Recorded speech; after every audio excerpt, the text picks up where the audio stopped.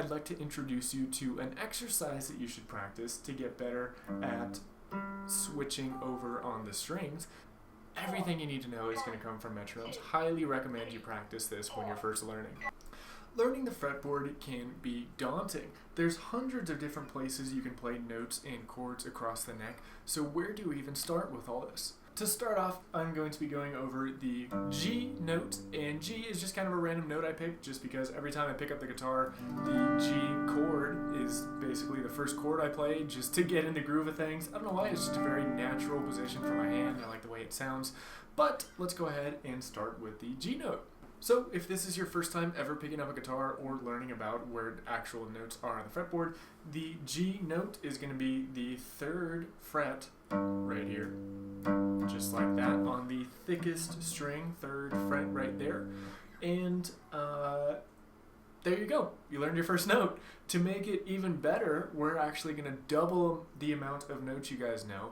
And this string is called the E string. The thinnest string is also called the E string, and believe it or not, that means that the notes on the thickest string and the notes on the thinnest string are actually in the same places. So if you learned that the G note on the 3rd fret, you actually know the 3rd fret on the thinnest string as well. Oops. There it is. That is also a G note as well. So hey, there you go. First couple minutes, you already know 2 frets on, well, 1 note on 2 different strings. There you go. So go ahead and give that a minute to sink in. Hopefully not too much information yet. And when you're ready, we're going to teach you a 3rd string. Believe it or not, we're already on the 3rd string for learning the G note. And I'm actually going to skip over the 2nd string right here, the A string, and I'm going to go straight to the 3rd thickest string, or the D string, Eddie, 8, dynamite, goodbye, Eddie, A-E-D, G-B-E, is kind of how I remember it. So we're going to go to the Eddie 8 dynamite string, the D string, and we're going to learn where the G note is on this one. So for the D string, we're actually going to use a little shortcut, which eventually you can grow out of, but just to learn the notes on the fretboard, I found it very helpful. So the 3rd fret right here is a G. If we skip over the next string, the A string, and we go to the D string, I'm going to put my finger on the 3rd fret and slide it up by 2 frets. So all I'm doing here is thickest string is the G. I'm going to move my finger down, see if I can get it on the camera, down 1 string. I'm going to skip the string and go to the next one, and then I'm going to slide it up 1, 2, so that we're on the 2nd dot right here, the 5th fret, and that is going to be a G as well. So at this point, we actually know where the G note is on 3 of the strings, which is half the strings already. So give yourself a little pat on the back. And at this point, I'd like to introduce you to an exercise that you should practice to get better at switching over on the strings. And that is actually going to be with what I have over here. And this is a metronome. And for all the years that I've watched guitar YouTube videos, I really can't remember ever seeing a metronome actually be a part of the video. But if you're new to my channel, that's something I include in all my videos, because I didn't use a metronome for the first few years. Even though people say to use a metronome, they never actually use it in the videos. So I figured they're not using it in the videos. I don't know, it must not be that important. But holy cow, I started using it and I realized how many bad habits I'd picked up, and it took a while to break those bad habits. So definitely recommend starting with a metronome from the beginning, and that's what I'm going to show you now. So this is a pretty cheap metronome. I think I got it on Amazon for like 20 bucks or something. Not sponsored, but if you want to get this as well, I'll leave a link in the description. But you can also just get an app on your phone for free. And all we're going to do with the metronome is, let me see if I can get this on the camera here. If I can get the glare out of the way, this number right here is 65. That is going to be the beats per minute. 65 isn't too fast, and that's what I'm going to use in this video. If that's too fast for you, you can go ahead and slow it down. But basically, all we're going to do is I'm going to play this, and then every time it gets back to 1, it's going to count to 4, Every time it gets back to 1, we're just going to try to switch strings. So let's go ahead and give that a shot. I'm going to go ahead and turn it on. 1, 2, 3, 4. And that's what it's going to do. It's just going to count to 4 over and over again. And this is also going to help you with timing, phrasing. Everything you need to know is going to come from metronomes. Highly recommend you practice this when you're first learning. So basically, again, like I mentioned, every time it gets back to 1, we're just going to play the G note, and we're going to try to play it on a different string each time. So I'll put it over there. You guys can see it kind of blinking there. And once it gets back to 1, I'm also just going to play every time it counts. I'm just going to play it, get ready, we're going to switch. Bam, there's our first switch. And you don't have to switch every time it gets back to 1. That's just kind of a recommendation. You can stay on each string as long as you want.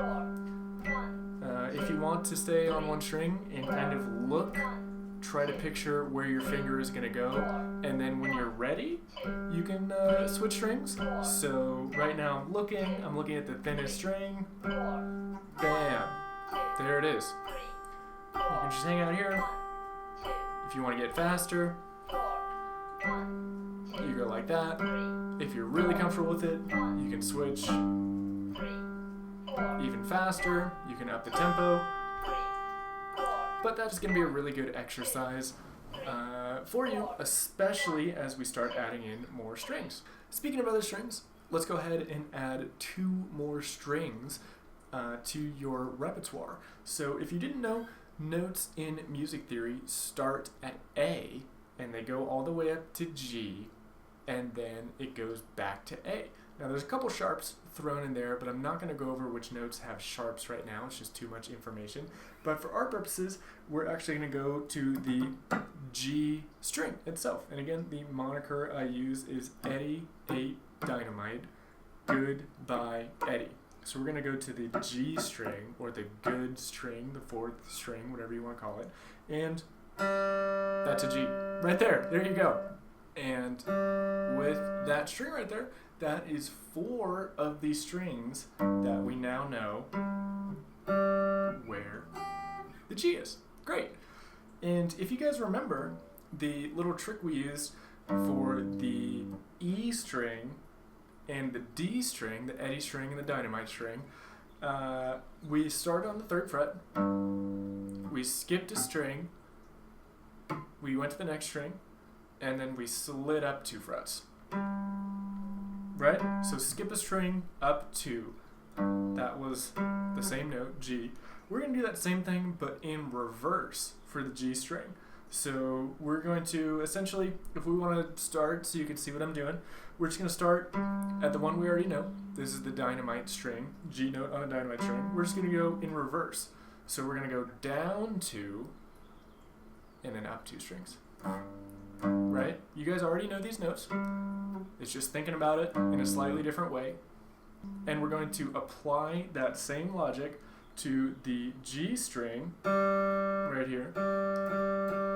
And we're going to hit the octave of the G string. So an octave is basically just where the notes repeat themselves. So it goes from G, starts over the cycle back at A. And don't ask me why the notes are A through G with a couple sharps thrown in there. I really have no idea. That's just kind of how it's done. There's probably a lot of history on it, which could be a video in itself. But for now, just know that it starts over once it gets past G sharp in particular, goes back to A. And an octave is when it's gone through the entire cycle and loops back to itself. So this string, the G string, the goodbye string, is if we go through every note on here,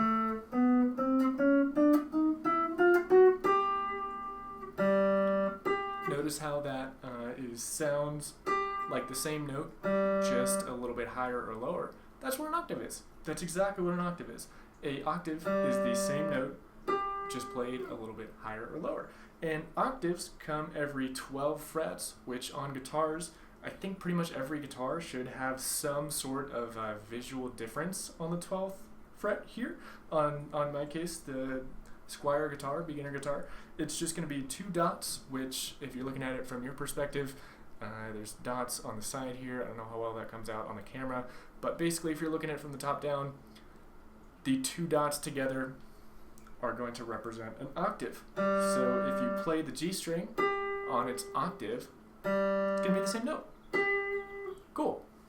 So going back to that little trick I showed you earlier, where instead of skipping a string and going up, we're going to do it in the reverse order. So we're going to go down and then over a couple strings. We're going to apply that exact same logic to the G string, particularly the octave of the G string, right? So we're going to go down 2 frets. We're going to skip a string going towards the thicker strings. And then we're going to land on the A string. This should be the 10th fret on the A string. And there you go. That's also going to be a G as well. Cool. So just to recap really quick, you guys should know where the G note is on 5 out of the 6 strings so far. Great job.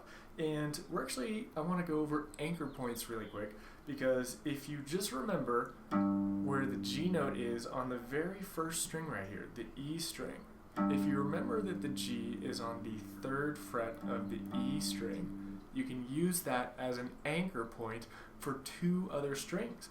The first one is going to be the thinnest string, right? Again, these 2 strings are the same note, just in a different octave. Now you guys know what octaves are, it's just the same note in a different kind of higher or lower sounding. So you can use the first string, E string, as an anchor point for the 6th string as well. Those are both going to be G, just in a different octave. And you can use the thickest string as an anchor point for if you go skip a string and up 2 frets. There you go. So this first string gives away 3 positions of the G note. Isn't that cool?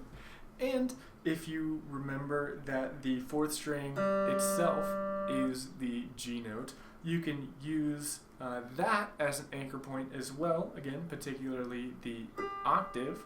You can go back 2 strings and then up 2, and you get the G as well. So with that being said, 2 strings should give away 5 positions of the G note.